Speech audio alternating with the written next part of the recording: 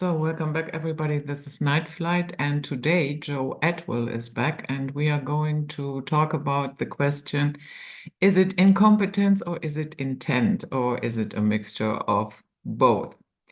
So I would like to start with a little example here from Germany. Recently, the first city here in Germany, it is called Oranienburg, and it is in the vicinity of Berlin. This city has announced that they are running out of power. And because of that, because the power grid is so strained, now they issued a construction stop, meaning if you are in the last phase of building your house, your supermarket, your whatever, and you do not already have the contract, you will get no access to the power grid. And they apologized and said, yes, this is drastic, but it is to stabilize the grid for the rest of the city, those houses that and companies that already exist. And one big chunk of this is, of course, the heat pumps.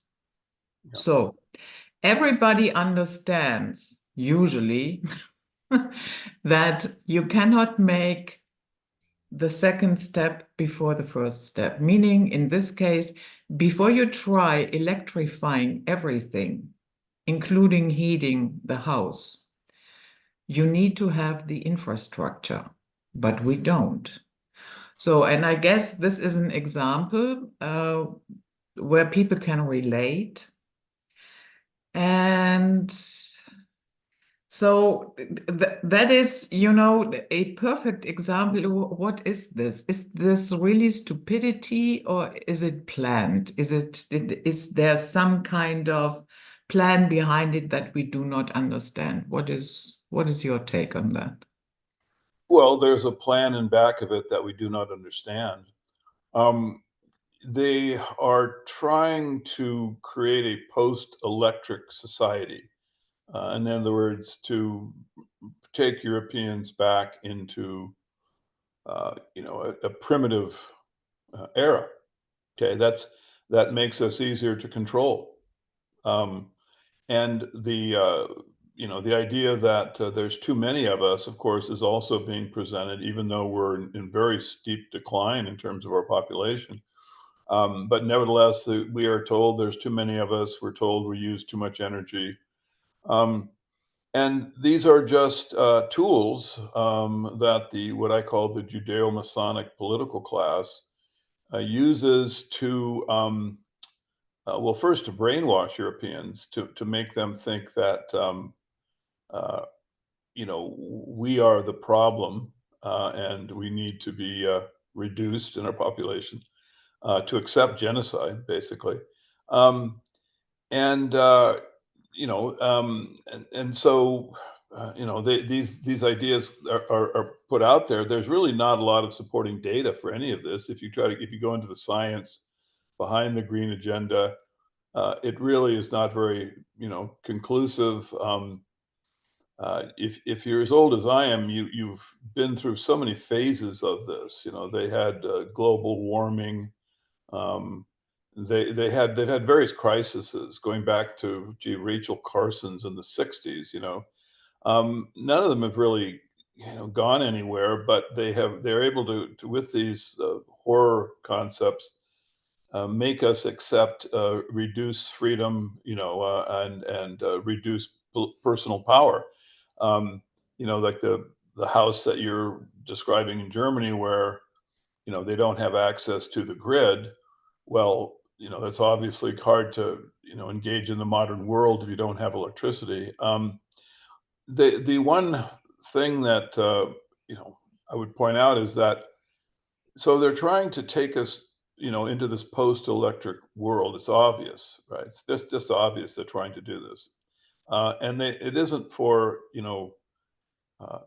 altruistic purposes. This is malevolence. They want to basically take away our the capacity to have any kind of power, and from which will be easy to reduce our populations. So the one thing that should be done is people who are aware of this should try to do workarounds. I mean, there are ways that you can create your own electricity. Um, I mean, I don't trust our government whatsoever, and I have a large solar panel system. Now, it's pretty expensive. You have to be reasonably affluent to do this. But I think people in some areas can band together to do this. To the extent that they can, they should try to look at their energy needs and then see if there's some kind of self-reliance that they're able to do to not need the government so much. Because, going forward, this is just going to get worse. It's just going to get worse, obviously. They're going to use every pretext they can come up with to reduce, you know, physical movement. I mean, they're already talking about in many countries, or in as many cities in the United States, where they would have like a 15-minute zone where you can only travel in certain days 15 minutes from your residence. I mean, these are obviously, moving the world into a slave camp, right? Where you're just confined to narrower and narrower areas, less and less energy. The food is more and more toxic, more and more polluted. So you can see this is just a formula for extinction, even though it's being given to us as this is for our own benefit. This is for the betterment. But obviously, if you just look forward a few steps, you can see that, well, it's for the betterment of the political class, the rulers, but the people will simply be put out of existence by these. If these systems that they're putting in place all end up with extinction, where else can it go? The energy goes to zero. The food supply is now restrained. They can't grow certain crops. Movement is restrained. When we had the COVID mandates, we could see the future. I think that was kind of a dress rehearsal for what they have in mind, where they'll put all of the populations into a very restrictive situation. Basically, they'll convert the countries into slave camps, and then make them smaller and smaller. More and more units will be created in the country, and in the zones you can travel in will be smaller and smaller. So that's what they have in mind, and uh, the the public should look at its political class, with that in mind. I mean, I know in Germany you have that the one party that has some kind of at least it talks about sort of individual freedoms, and it's characterized as a extreme right wing. Mhm. It's the three letter. It's ADU, is it? And no, AFD. I'm sorry. Okay, this party is given all of this. It's just set up as a punching bag by the left wing theoreticians, and they I've read some characterizations of it that it's kind of a proto-Nazi type situation. And so you're going to revert to the so-called Green Party and with the other ruling party, and then you're going to end up in exactly the same place. Germans should look at this carefully and just go, well, where does this go? What do they actually have in mind? Where do the restrictions end? The restrictions are in a process. They're getting worse and worse and worse. Where is there going to be a defense of freedom, a defense of the individual's power, freedom of movement? I mean, who will actually stop the process by which you're going to be put into a slave camp? So the German people really need to take a deep breath and a good look at themselves, at their own ability to be courageous and to fight for freedom. Yeah. Do you have any idea? Have you ever been able to figure out where this hatred against humans come from? Well, it's hatred against Europeans, Hmm. um, and it's basically um, the the real origin of our complicated and perplexing world would be the war in the first century between the Romans and the Jews. The Jews lost and then developed a counterattack that was wouldn't be like with fighting with swords and whatnot, but rather trying to take over the political systems. And the primary tool was Freemasonry, which has renamed itself. It was the Knights Templar, and now it's Freemasonry, and then it went on to different secret societies branch off of Freemasonry, like Skull and Bones or Bohemian Grove, but it's all the same thing. These are all just groups of secret societies which have some kind of allegiance to the anti-Christian, anti-European um, uh, warriors in the first century. How the allegiance operates, what sort of oaths are taken at the higher levels, I have no idea. And even if whether or not it's ethnic, I mean, I call it Judeo-Masonic. You can see like Jewish banking families involved in it, but you can also see families that are purportedly Gentile, like the Rockefellers or the Bush families, or Biden, for heaven's sakes. But I would say, Judith, that to really understand it, we would need to get DNA analysis, which I've long suggested is necessary. When you have someone like Joe Biden, who is an enormous Zionist and who seemingly hates Europeans, I mean, his behavior is such.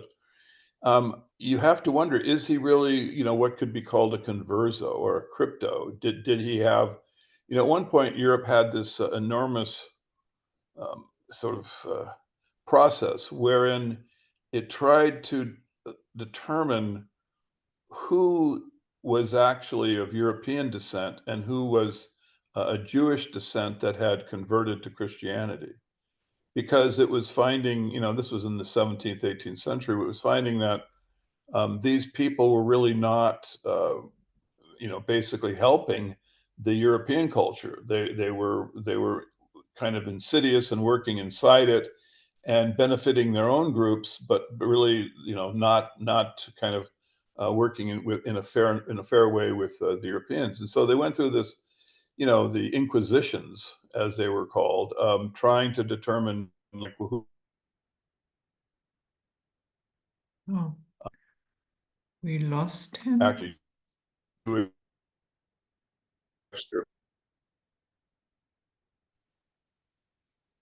So you're back. Okay.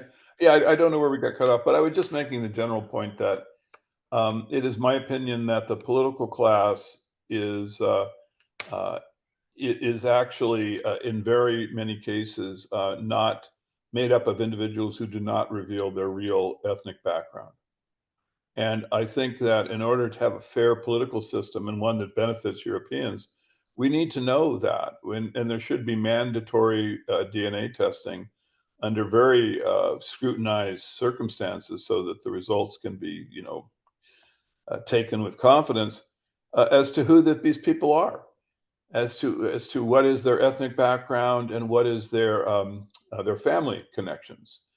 This would give us a better understanding of our financial system, because I think that's largely tribal and family oriented, and it would certainly give us a better understanding of, for example, things like, well, why are so many politicians in America supporting Israel? The Israeli support that the U.S. have is really inexplicable, um, because they claim to be Christians, these politicians, and if you look at the Gospels, I mean, obviously, I've written quite a bit about the Gospels. I wrote Caesar's Messiah, um, and if you have a good understanding of it, you really wouldn't want to support Zionism, because the casting out of the Jews from Israel seemed to be, a kind of uh, a punishment for their behavior with Jesus. Right? This is just how the now it's not. I don't think this is historically real, but if you're a Christian and if you are representing yourself as a Christian to your political constituents, um, why are you supporting Israel? What is this whole Christian Zionism? This movement is so um, inexplicable that it really, I think it needs to be looked at more carefully. And I would like to know what is the actual family and ethnic background of these politicians. I think it's very important. It's a fair question. Hmm. And we have the technology to do it. I would say it should be done immediately, and in Germany as well. Um, so I think, like, it is my opinion that, for example, like Adolf Hitler um, was, is an artificial character. He was, and as is the Nazi Party. Um, these things were controlled by forces that are not disclosed to the people. Hitler and the Nazi Party. I wrote an article called "The Freemason Origin of the Nazi Party," which is online. You don't doesn't cost any money. You can just Google the title and my name, and it'll come up. And you can see that you have all of these strange connections into British Freemasonry and the Theosophical Society, which British Freemasonry created, and then the production of the Nazi Party. I mean, the process is so strange, so inexplicable that it really needs more analysis of it, right? Because what's given to the public is just obviously incorrect. You can just see, looking at my article, the sort of the way that Hitler is being presented is, not correct. So this needs to be clearly understood. And I would also say people should look at Gemar Rudolph's work, which is the Encyclopedia of the Holocaust. He was, I think, arrested and imprisoned in Germany when he tried to bring this information out. He lives in the U.S. now to try to avoid prosecution, but he put out um, uh, his Encyclopedia of the Holocaust, which I have read, and I just think it makes an overwhelming case that the Holocaust, you know, should be, our understanding of it needs to be revised.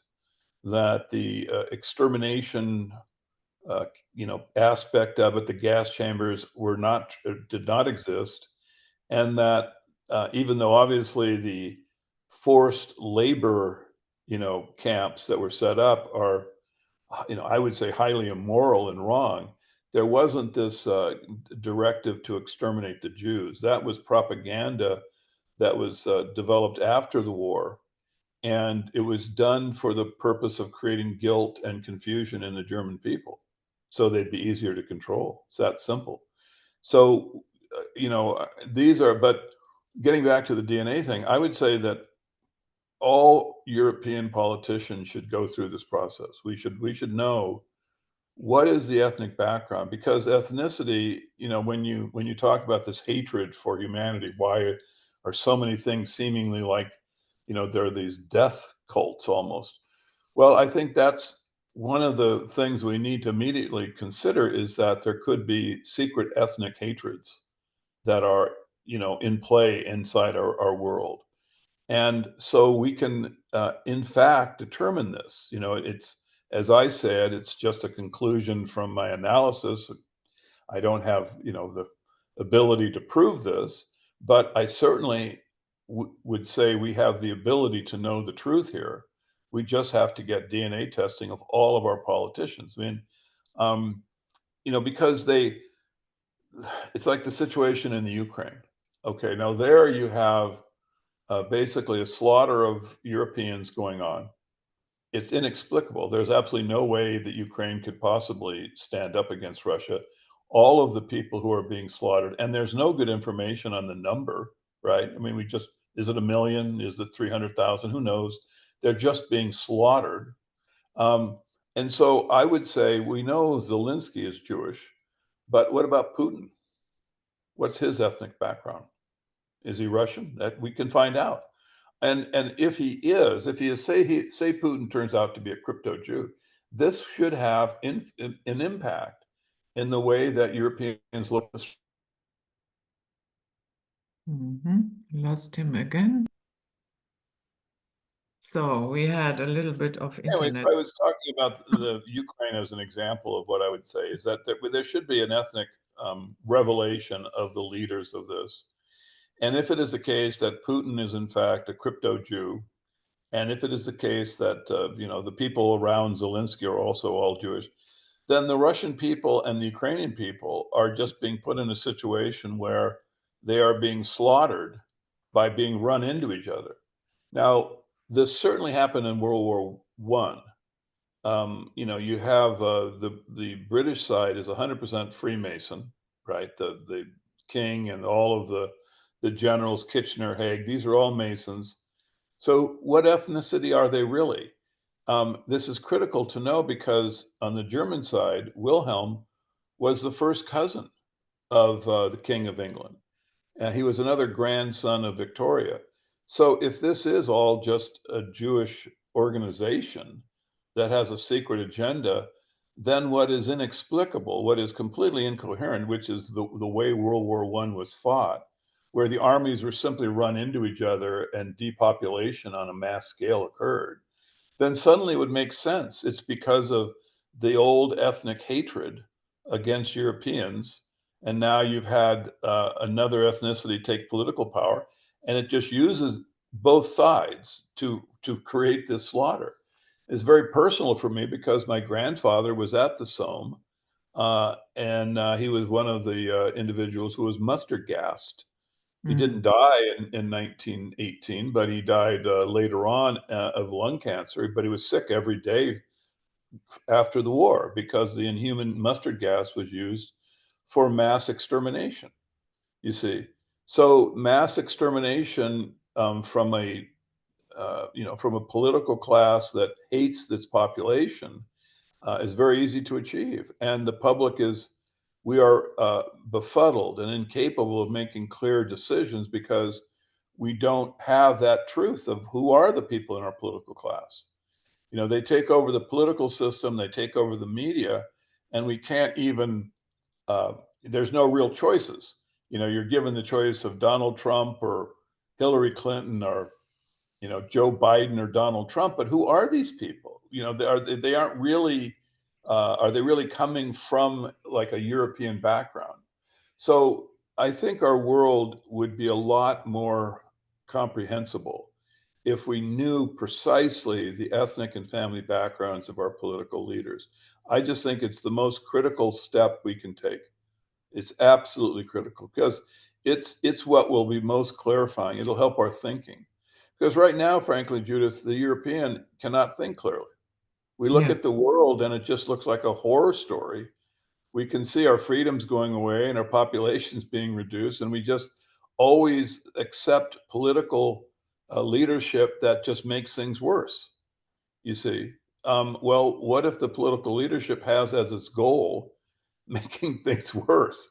You see, so this would be, what I've done shows in Germany and talked to Germans, and I've just always pointed this out is that you don't have an understanding of the reality of your political situation any more than I do or people in the United States. If we don't have clear understanding of the ethnic and family connections of our politicians, then we are just always going to be in the dark. It's just not possible to think clearly or to make any progress politically because a political conspiracy has taken control of our political world. You Mhm. know, um, Zionism. A really good way to understand Zionism is following it from Palmerston, Lord Palmerston, the Freemason British Prime Minister. He's the one who actually said in 1840, now is the time for the Jews to return to the homeland.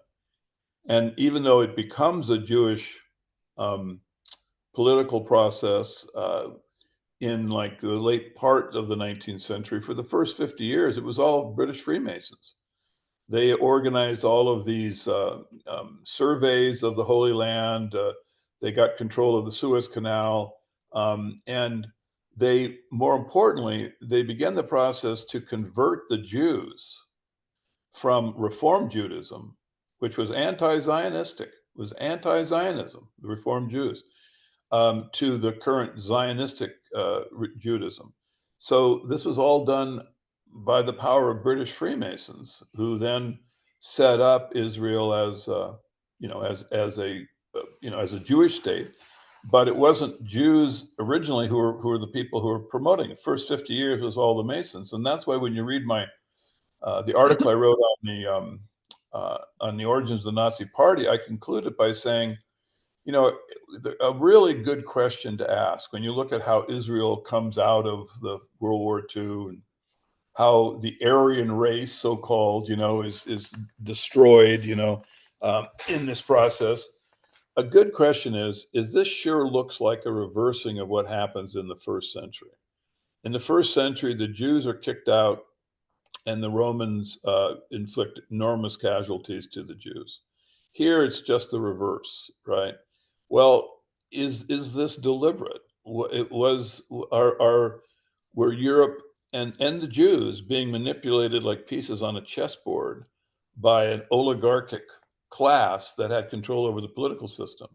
Because I believe it was. I think Europe was just their chessboard. They move the pieces around. They're trying to make the world in the shape that they want, with Israel being restored as sort of the emperor of the world, the king of the world, the Messiah, and the Europeans being defeated and genocided. So, you know, that is sort of the process that I think is going on. I think you can just look at the world and see that it's, you know, it is a real process, regardless of what is animating it, whatever is creating it. But it creates this situation where we've got to get some understanding of our political class. Judas, the real problem in our world, the real problem is that we do not understand our political class, who they are, who they're related to, what their ethnicity is, what secret oaths they have taken, how they are organized. They are a very complicated and long-standing conspiracy against the rest of the world. And so, you know, what is important for the Europeans right now is to say, okay, well, you want to be a political leader, fine. Come forward. We will administer DNA tests, and we want to see who you are, what your ethnic background is, what your family connections are, right? Because in the United States, this would be very important just because it would help us understand our banking situation. I mean, for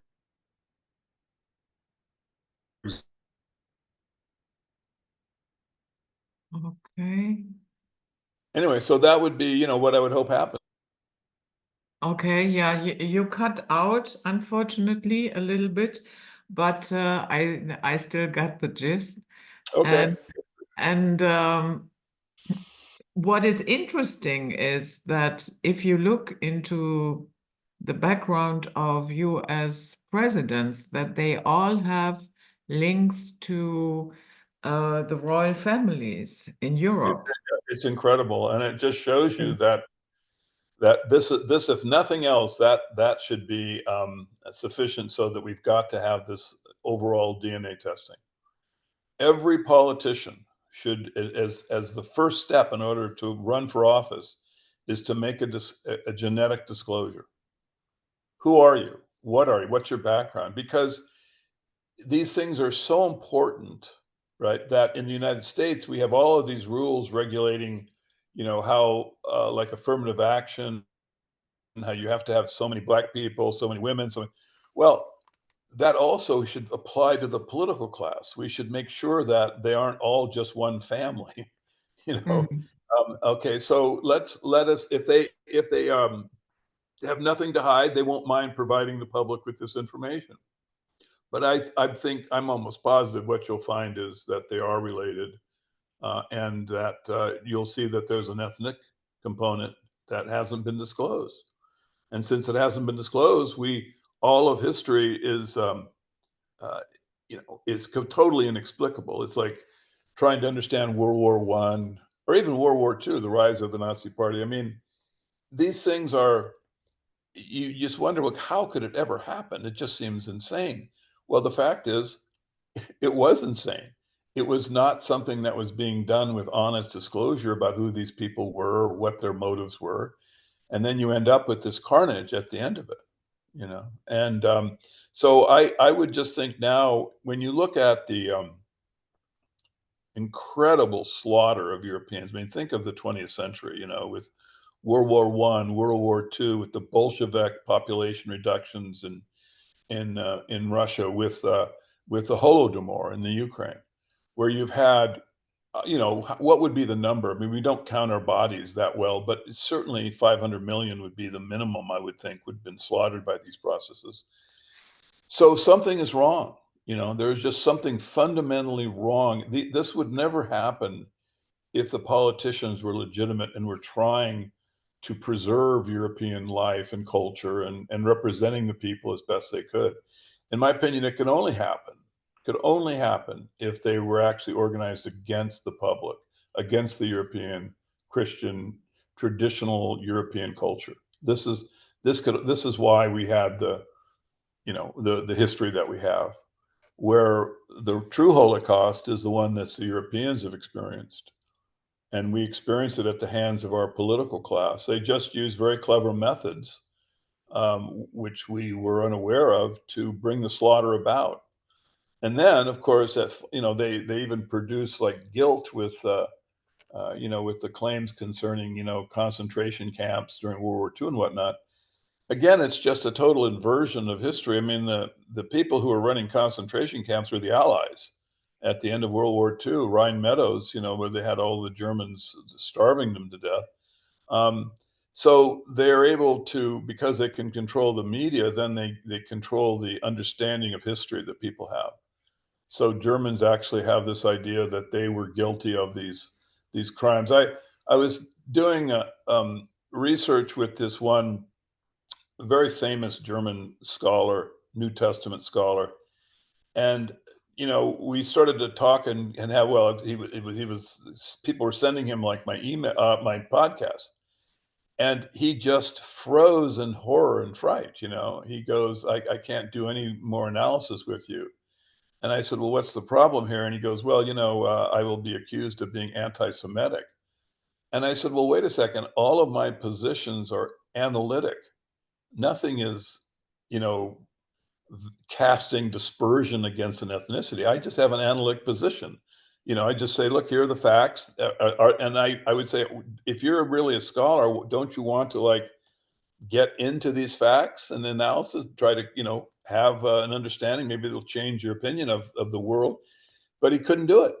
He was frozen in place, even though he didn't have any reason to doubt my power of analysis. I mean, I'm a decent scholar. He seemed to like my work, and we were working together in terms of the Christianity. But it's just that he's afraid of accusations of anti-Semitism or, just conspiracy theorist or whatever it was he was afraid of. You know, that his condition was created, by this false history. If you look at the guilt that the Germans were presented with at the end of World War II for all of these atrocities, none of which they were engaged in, and most of which, none of which were even real. There's a video of Buchenwald where they forced the German residents of the area to come by and look at this table of horrors that they've set up. And they have a lampshade that's supposedly made out of human flesh. And if you look in the table, you can see they have two shrunken heads. This is showing that the Germans were barbaric and debased and were actually taking, people and shrinking their heads. But if you look at the shrunken heads closely, you can see that their hairdos are not hairdos from Europe. These are South American shrunken heads. I've been to South America. I've seen shrunken heads. These are South American shrunken heads. You can even see paint on one of them, because this is what, when they there was some kind of South American tribal struggle, and someone chopped their head off, and the person is obviously painted lines on his face. So this is an example of how, they marched these people past all of these, these horrors, all of which, of course, disappeared. I mean, none of which can be subject to any kind of forensic analysis. These things all disappeared immediately. They weren't preserved. But the guilt is preserved, and the guilt keeps people from thinking clearly. It keeps them from questioning their political class. They can't, is our political class legitimate? So the German people, and just Europeans in general, we need to regain our agency. We need to regain our kind of ability to think, you know, for ourselves and to take action for ourselves. It's really what we really need to do is have a complete upheaval of our political system. Mm. And because as it exists now, they'll have all of these subtle means, you know, like the green movement, which on the surface seems, you know, like there's some kind of benefit for us that they're trying to help us, but ends up with more restriction on our behavior and basically less population. So this is the old trick, you know, where they suggest that they're trying to create a workers' paradise, but at the end of it, you have a genocide of the European. So this is our crazy world, and it'll stay crazy until we are able to get control over the political class. Which, in order to do that, we need to expose them. Yeah. Mm.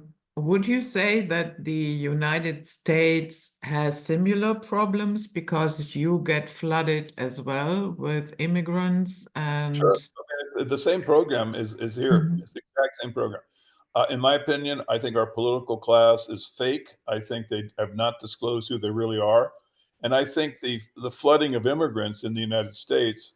I mean, this is not being done obviously for the benefit of the citizens of the nation. So right off the bat, there's a problem with the political class. Why would they do something that is destructive to the citizens' interest?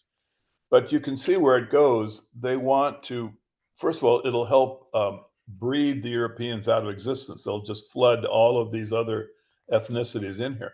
But these ethnicities are from very low, what I would call the word agency. In other words, they are from cultures where they don't have any kind of power. You know, they're from dictatorships. They don't have a history of democracy, and they don't have any educational skills. Most of them can't even speak English. So what are they going? How are they going to help this country? Well, they're not. What they're here is to basically create a clump of humanity which doesn't have any ethnic strength and doesn't have any intellectual strength and is basically just a slave class. It's like if you look at Aldous Huxley's book where he talks about the deltas and epsilons, you know, this very low intellectual, low political power slave class that the controllers operate, you know, and they educate, well, that's what they're doing here. They're replacing kind of the Europe ethnicity with its strength and vitality, and they're going to bring about a new ethnicity, a new, you know, a form of humanity that's just very easy to control, that has no intellectual tradition, has no tradition of democracy, um, and it will just be a slave class for the controllers until they replace them with robots. Mhm. Yeah. And but what I also find important to point out that sometimes I agree with you. It has to be revised, this entire story, what happened in Germany. But at the same time, I have to say it was not a good time here in Germany. Absolutely not. I have personally known people who were shipped away in the, yeah, call it concentration camp, call it a high security prison, whatever, I don't care. And for various reasons, yeah, not because they were Jewish, it has had nothing to do with that. You ended up there if you were gay, you ended up there if you were of a gypsy. And so, I and mean, for you, the camps existed. They were uh, absolutely, you know, inhuman. yeah. They were slave camps, forced labor. Um, you know, I would say you know, like Gemar Rudolph, and there's other people who've done, you know, analysis of them that I think makes sense. Um, yeah, of course, you have to bear in mind you know, that one thing they weren't, though, is is focused on the extermination of Jews. certainly Jews died in them. I would say if I, like different people have different opinions about this. I don't know, but I would guess about 1 million people, Jewish people, died in these camps. So obviously, and or at least are doing the war one way or another. So it was a horrible experience for them. And the people who are organizing this were not thinking about them. Um, but you have to remember what is occurring here. These people are, in my opinion, are working on the broad stroke. They want to reduce European population and they want to establish Israel. So what happens in World War II is really done to bring those things about. And you have the guilt on the Europeans for the attempt to exterminate Jews. And then you have the Jewish psychological condition where they feel like they were the perpetual victims and are justified, for example, in their treatment of the Palestinians, because they are this special class of people who suffered so much. Mm. Everyone suffered in World War II. Everyone suffered. The Yeah. the group that suffered the most was the Europeans. Yeah. We suffered the most. I mean, look at the way that the German troops were treated at the end of World War II, and look what happened to the German prisoners of war under Stalin. Look at, of course, what happened to the Europeans during the Holodomor. So the Europeans are the ones who really suffered. All of us, the normal Jew on the street and the normal, European on the street, we were used as chess pieces by the oligarch class to create the world that they envisioned. And frankly, I don't think they cared how many people they killed to get there. They had this idea and they are going through their process and we aren't involved in these decisions. And um, so, but my point is that is not to make the idea that Jews didn't suffer or the camps didn't exist. I mean, that's not what I'm saying. I'm just saying they had a purpose that was not disclosed. We did not understand what actually happened there. And the Mm. guilt that is given to the German people is completely incorrect and is just done for social control, right? The German people would never have created these camps. It wouldn't have come from their natural way of I mean, there was it is just that the political class had been taken over, and we don't know who they were because we simply don't have good ways of identifying, who was Hitler, what ethnicity did he really come from, who was controlling him. Mm.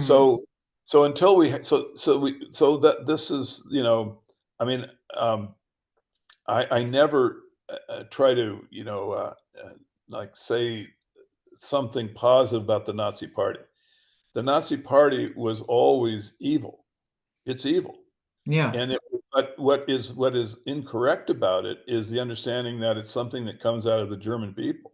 Hmm. It doesn't. Read my article on the Freemason invention of the Nazi Party. You'll see who actually created it, who had the control over it, and what the purpose was. I mean, the term Aryan race wasn't even in use in Germany in like 1920. No one even knew what the concept meant. This is coming from Freemasonry, from Helen Blavatsky and the Theosophical Society, and the people who are creating all of this German pagan religion race worship thing. This was an artificial construction. It didn't come from natural, out of the German experience from World War One. This is the problem: is that they are just very clever in how they can control our minds. Yeah. So the thing is, yeah, please don't. The idea that the Jews did not suffer in World War II is not something I would ever state. Um, but what I would say is that we just don't understand who is in control and what their purposes were. And this is what we need to do, and we can find out. I think if we or I mean, I don't know if we can ever find that out. We can find out. We can make analytic progress to better understand World War II, better understand the camps, better understand what happened to the German people at the end of World War II. Right? We can get better at that, but we'll never know the absolute truth. But what we can do absolutely is we can find out who the um politicians are controlling us. You see what I mean? It's like in World War II, the public was naive. We thought that the political class was sincere, that what Hitler said in his speeches was what he really believed.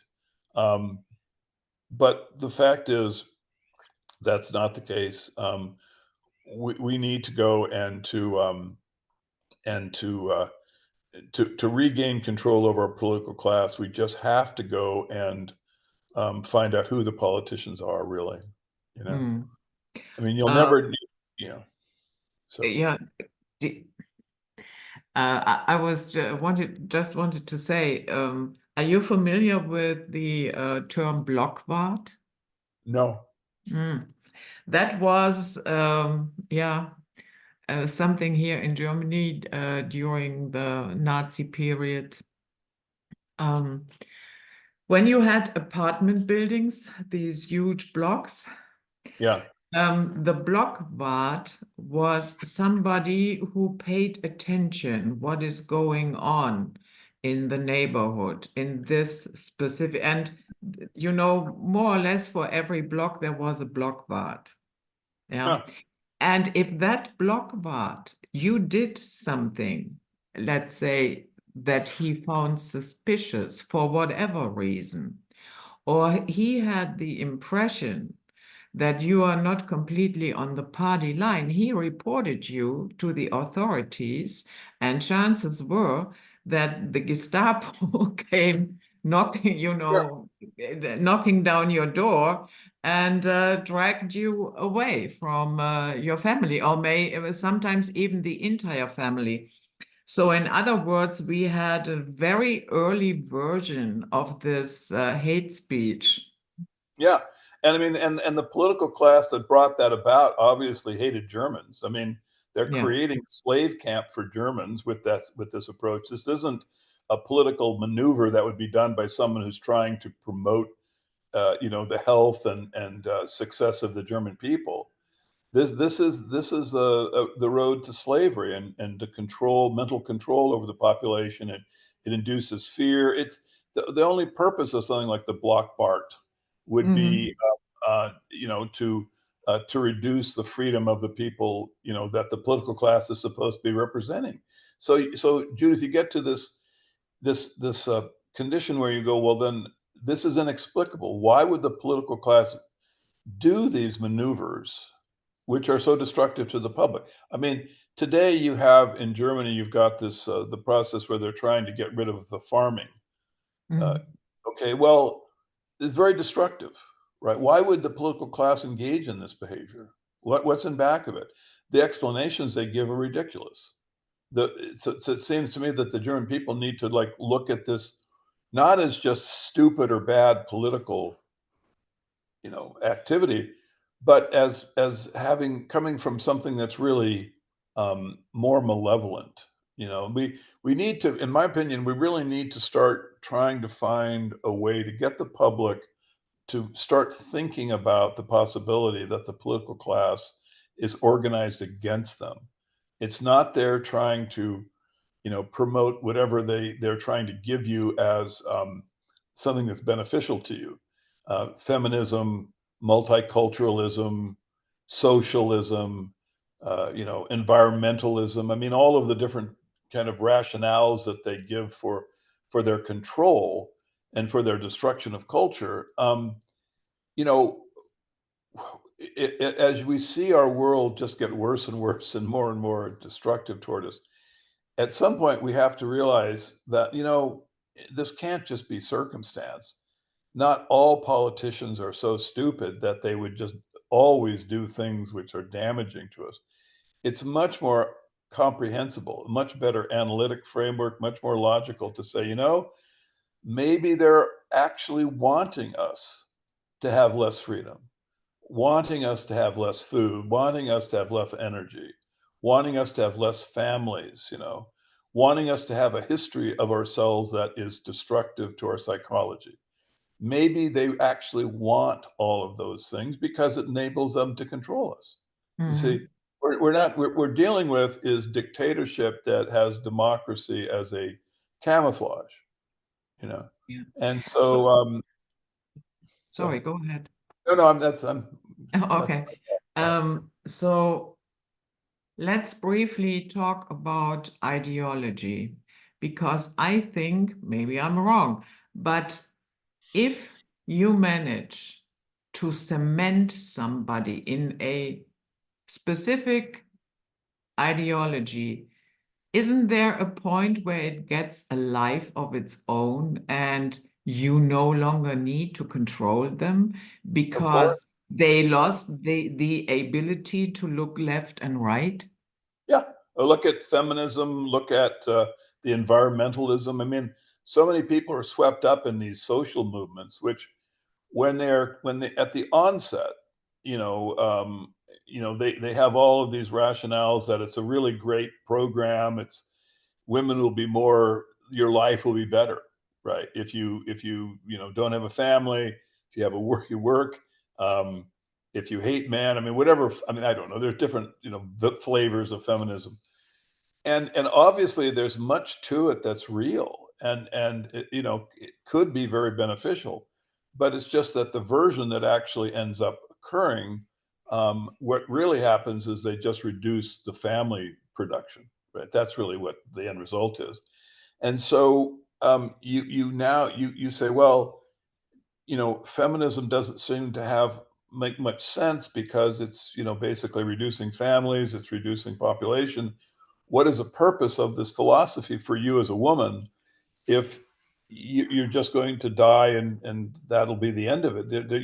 Your ideology doesn't really have a future. It just seems, it's just this kind of moment in time and then disappears. Why does this, why are you engaged in this? But they can't analyze it from that perspective because, as you point out so well, what has happened is they have taken on the ideology, as their personality, as how they see the world, how they look at problems. And when you try to criticize them, they revert to the concepts that they were presented and then attack you. You don't have a Socratic process where you start analyzing it closely and looking at logic and trying to help one another come to a better understanding of the problems that men and women have, living together. Instead of that, you just have the slogans that they were given reiterated, and their emotions are attached to these slogans. They feel the hatred, and they feel powerful in fighting this movement, even though you can see perfectly well that it is and going to end up something that's destructive. I mean, the best example of that would probably be the Bolshevik Soviet, where so many Russians were swept up in the Marxist ideology, um, and they actually were defending it, during the era of Lenin, and then even part way through the Stalin process, they were believing that they were actually going to this workers' paradise, right? And you couldn't really talk to them because they were so passionate, and they had this way of understanding history, uh, which gave them the future. Well, now in hindsight, we can see that was all ridiculous, right? I mean, it just was ridiculous. But they were swept up. They believed in the in how the slogans of the Bolshevik Marxists. And where did it end up? It ended up with 150 million, Russians and Eastern Europeans dead. And then the ideology was just thrown away as though it didn't even exist any longer. So the point is, the people who ran the ideology and who brought these ideas to the Russians that led to so much destruction, who were they? What was did they really just make one stupid decision after another? Were they that dumb? Was Lenin an absolute moron?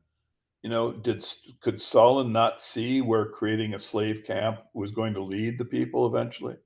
Did they actually believe in the Marxist rhetoric? I mean, I just can't believe they are that stupid. So you have to think, well, what then promoted it? What was the back of it? Why did they give this ideology to the people?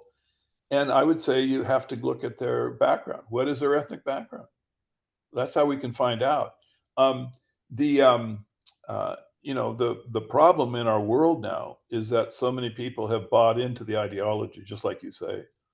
You know, they're not in a neutral position of like trying to understand the world objectively, trying to see which political philosophy is working, which isn't.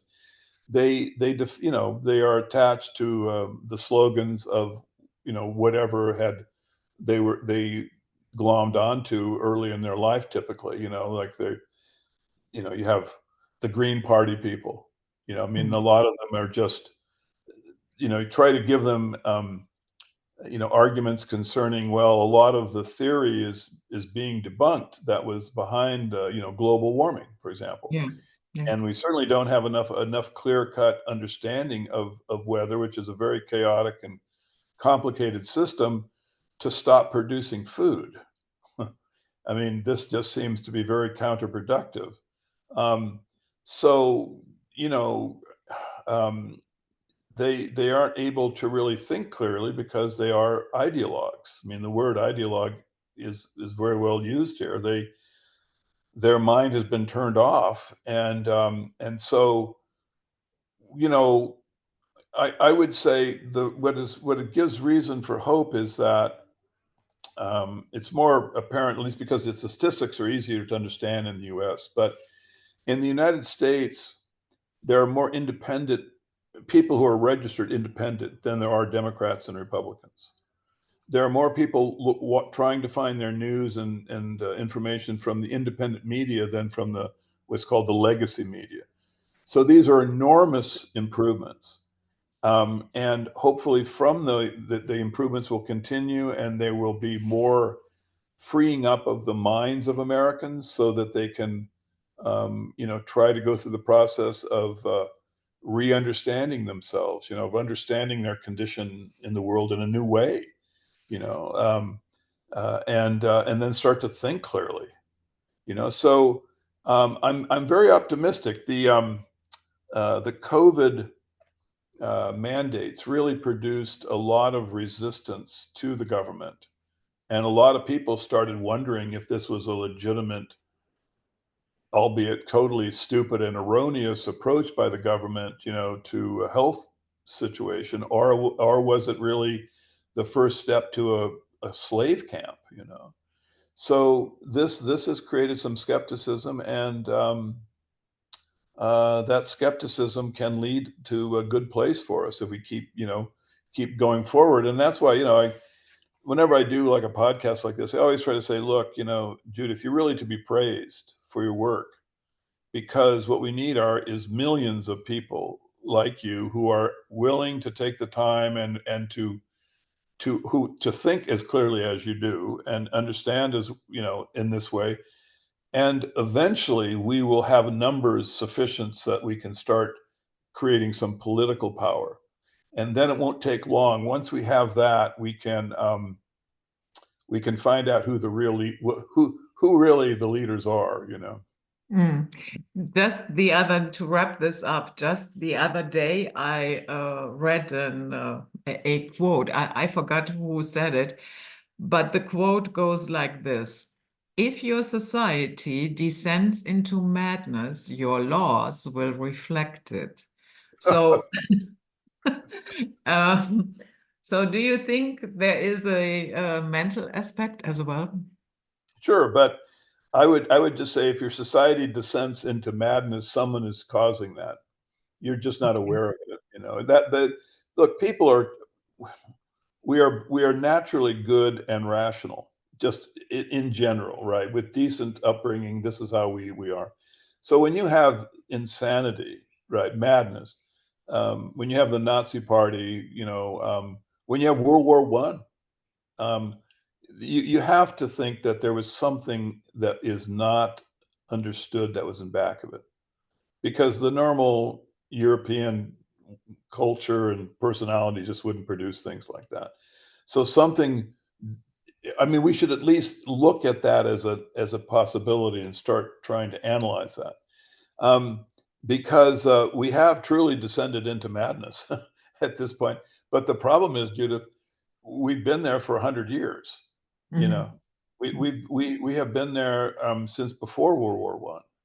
But certainly during the world wars, we were simply insane. And then, if you then look at what was going on in the Soviet Union, this is just complete insanity. It's a slave camp. Um, and now we have, other restrictions on behavior coming out of things like vaccine mandates, um, Green Party, theories. Well, this is, in my opinion, it's just another, perhaps more sophisticated version of the slave camp that, and the madness that was in back of World War One and World War Two.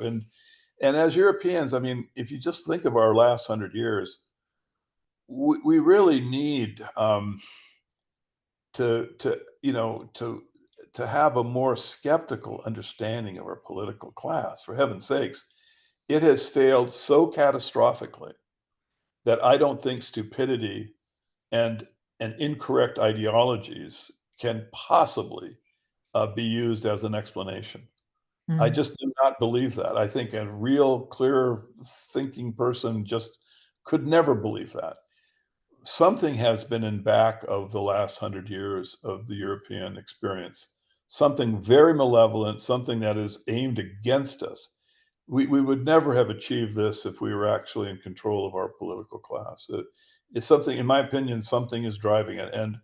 And we need to start with, telling the political class, we're not going to obey you any longer. It's over. We're not going to go to your wars, and we're not going to stop producing food and children and living our lives. And we're going to demand that you permit us to analyze you. I mean, you're analyzing us in every which way. I mean, like the block bar. I But mean, yeah. we're just under so much control from the political class. Okay, fine. This. You have your argument that why this is a good idea, but now we're going to turn it on you. Now you will you need to have as much exposure and honesty of what you are to the public as you are trying to get control over us. So you have no trouble, I'm sure. The political class should have no problem having this process go forward. They should welcome it, right? Let's see who these people are who are controlling the EU, controlling the Congress in the United States. I mean, I want to see who they actually are. And Mhm. I am very confident you're going to find that they are, more closely related than we ever believed. Yeah, I'm pretty sure that's true. Yeah. So, Joseph, thank you so much for coming. Thank you for your Well, thank time. you. I hope we can talk again, Judith, and good luck and just keep moving forward. Okay, thank you. Okay. All right. Bye bye. Bye bye.